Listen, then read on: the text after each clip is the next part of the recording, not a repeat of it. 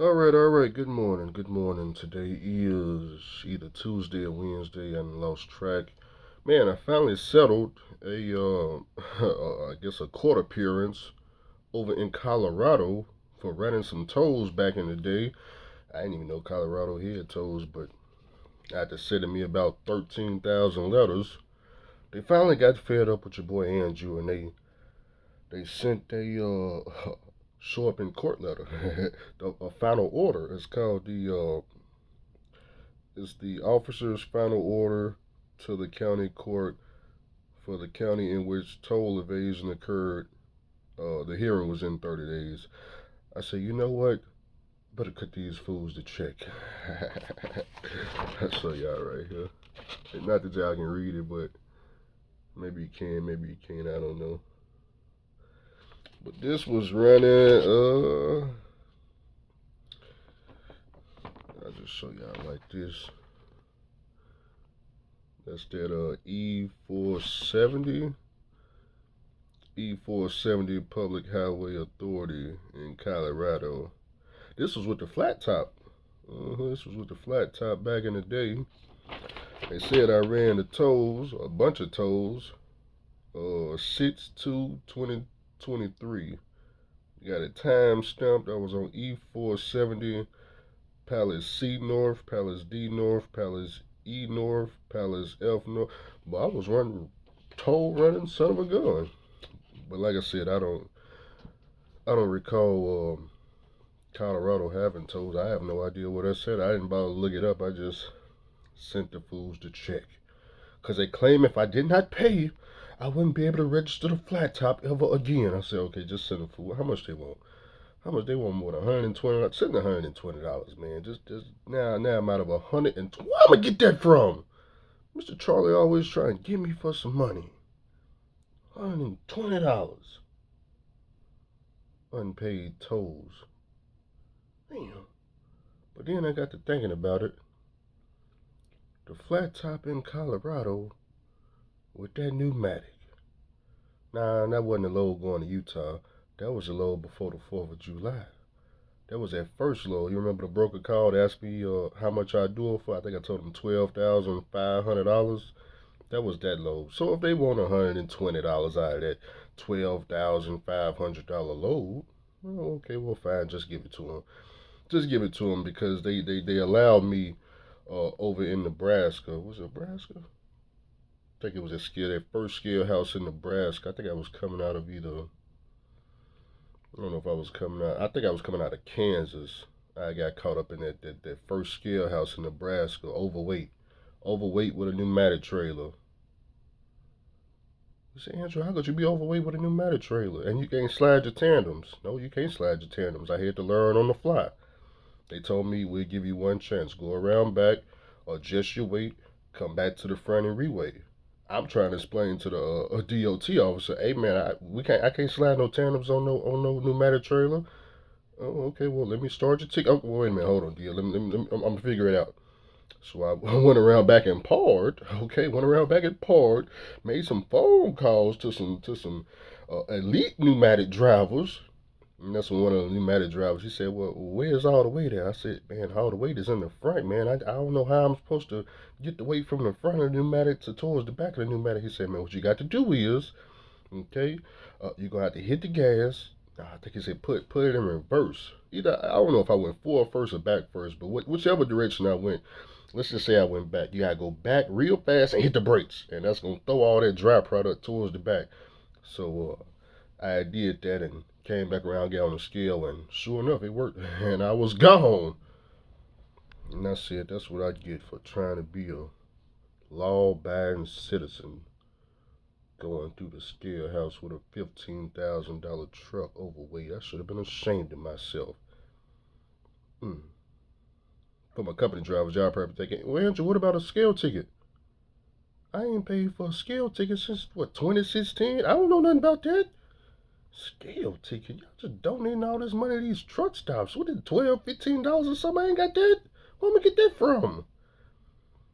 Scale ticket. Anyways, man, so what this video is about, one of you guys had a question about the Bakken brothers.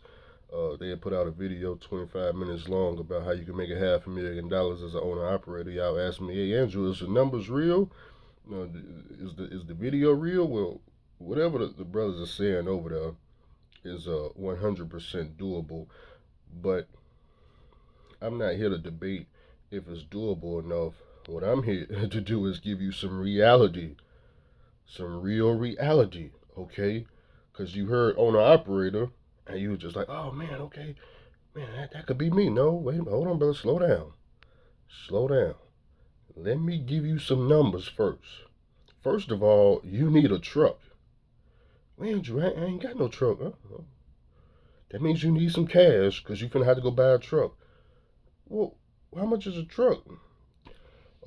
Anywhere between $8,000, $15,000 if you want an old truck. If you want the latest greatest shoe shine, man, you got to go find. You got to talk to somebody else about all that. But I'm gonna say how much I would pay for a truck, about $8,000 to $15,000. So you need that all cash up front. So if you ain't never saved that kind of money in trucking, that ain't gonna be for you right there. Okay. Next thing you gonna need to do once you get the truck, you gonna have to fix it up. You in North Dakota. And it's wintertime right now. You better not try to go out there with just a truck. You just bought the truck off the freaking Facebook Marketplace or some auction or something like that. You just gonna go out there and make it work in North Dakota. Nah, you got to put some money into it up front. You need to make sure the engine is nice and sound. Make sure all the parts is good to go. Make sure them tires good to go. New cooling hoses, all that. You got to do all that. Air compressor, everything. That's gonna cost you another couple of $1,000s. Okay. Then of course, you're going to get plates and all that, but I think whoever you lease on to, maybe, I don't know about up there, they may pay for all that for you. I highly doubt it. I think you got to get all that on your own too. That's more money. But then you need a, well, there's two ways you can go about it. If you buy I forgot what it's called the 607 Challenger pump.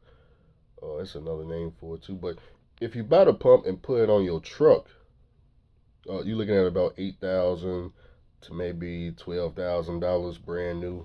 I got quoted about. I think they got quoted me like 7,000, but with installing all that, it was past $8,000. That's if you put it on the truck. Now you can rent a trailer that's got the pump on now. Okay, if you can find one like that. Now it's really just if you can find one. If you can find a trailer that's already got the pump on now, then you ain't got to put the pump on your truck. But if you gotta put a pump on your truck, that's another $8,000 to $12,000 on top of the fact you still gotta buy the truck, fix it up. So what I'm getting at is, let's say you go the route where you gotta put the pump on your truck. Okay, 15,000 for the truck at the most. Pump, let's just say another 10,000. You at $25,000. So you gotta fix the truck up. Let's just say that's 30,000. You just add 5,000. Now you at 30,000. Still got to rent a trailer. Have you ever saved up this kind of money in trucking? I already told you, majority of the truck drivers ain't never saved this kind of money. It don't matter if they've been trucking 20 years straight. They ain't never saved this kind of money. I ain't talking about they ain't made this kind of money. I said saved. All truck drivers that made that kind of money. The problem is, not everybody. If you're a company driver, once you pay your bills, man, the money yours, man. Everybody ain't looking to buy no truck. Some people, they get their check, they just spend it just like everybody else. They just buy stuff. Maybe got some kids or something to take care of. They ain't got no reason to be saving nothing. They may save an emergency for, $3,000 or something just in case Mr. Charlie fired them. They can at least cover rent or something. But a lot of people ain't got no reason to be saving no $10,000. What they doing that for? So what I'm asking you is, have you ever saved that kind of money? Because it's going to cost you a whole lot of money. Now that you done spent about $30,000, you need to keep in mind you in North Dakota. When I was up there, I didn't see no dealerships. In Newtown, there ain't no Freightliner, ain't no Kenworth, ain't none of that. Ain't no dealerships. So when you break down, oh, please don't be broke. Please don't be broke. You did not break down in North Dakota in the middle of nowhere with no money. You got to pick up the phone and call the mechanic. And as you heard in some of the Biking Brother videos, not everybody got the money. If they got a good relationship with the mechanic, he'll come work on it, put the parts on and all that. You can owe him later, but you better pay him later. Or you finna be up, or you gonna be heading up out of the oil field. Oh man, cause you gonna break down. You gonna break down. I broke down in the oil field, and it wasn't even a breakdown. Shoot, when I got out there, was the air compressor? Yeah, the air compressor froze over. Couldn't build no air pressure in the middle of nowhere. In absolute middle of nowhere. Just zero PSI truck trailer, nothing. Mechanic had to come out there and put some alcohol in the system. Took a whole hour to get that thing to start building pressure. Had to pop the hood, go directly in the air compressor with the alcohol. Not through the lines, straight through the air compressor. I didn't know nothing about it. I didn't know what was going on. I didn't nothing. Luckily my trainer was with me at the time, and he had the mechanic number. The mechanic, he got out there. The mechanic got out there in about an hour. It wasn't too bad wait. But the truck was still running though, so I still had heat. It's just truck couldn't move. Zero PSI, middle of nowhere. So these are all things to think about. Do you got a mechanic already up there? Because if you don't, you better go up there and be a company driver first and get some reality. Get some reality going. I thought about going back up there, but it's like I don't have a problem working with North Dakota. It's just that area. That area is Newtown is. It's a real easy town to get money in. My only issue with Newtown is the airport is 2 hours away. The airport 2 hours away. Walmart 2 hours away. If you like me, you got a Dodge Challenger. When it snow, you ain't going nowhere. You car stuck on the yard somewhere, covered in snow. It ain't happening. So you need a 4x4 vehicle up there. Is it 4x4? I think it's 4x4 with off-road tires, all that good stuff. And even then, it's still hard to make it. Okay, so another issue I had with Newtown, if you're a company driver, uh, like the issue with the company I had, they wouldn't allow us to go to the truck stop unless you had a load passing by the truck stop.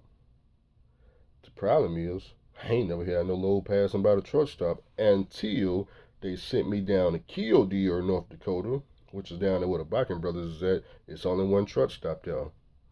No, they don't got no showers down there. There's no showers. You got to shower at your terminal. One restroom. 800 drivers. Can you handle that? Because if you can handle that, you'll be good. Now, and truck stop was fine. That truck stop in Killdeer, no issues. There ain't no parking. I don't think you could go there and park. You ain't parking out. I mean, did I ever see a parking? Nah, ain't wasn't no parking. Ain't no truck parking spot. Nah, you can't park there. I mean, you could park on the side. It's like maybe like 3 trucks can fit on the side, but they ain't got no actual parking lot for trucks. But you can go in there. You can get food in the morning.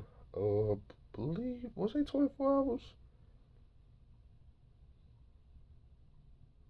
I'm not sure if they was 24 hours.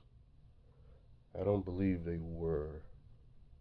Across the street is a hotel. I stayed in that hotel across the street. Small. It's a small rooms, but they clean. Small rooms, but clean. You can't drive no truck over there though. You got to find somewhere to park and walk over there. And in North Dakota in the wintertime, that's a long walk in the wintertime. You don't want to cross the highway, slip and bust your butt in front of everybody. So I don't know about that walk. But I do believe when I was leaving out the oil field in my car, there's another hotel.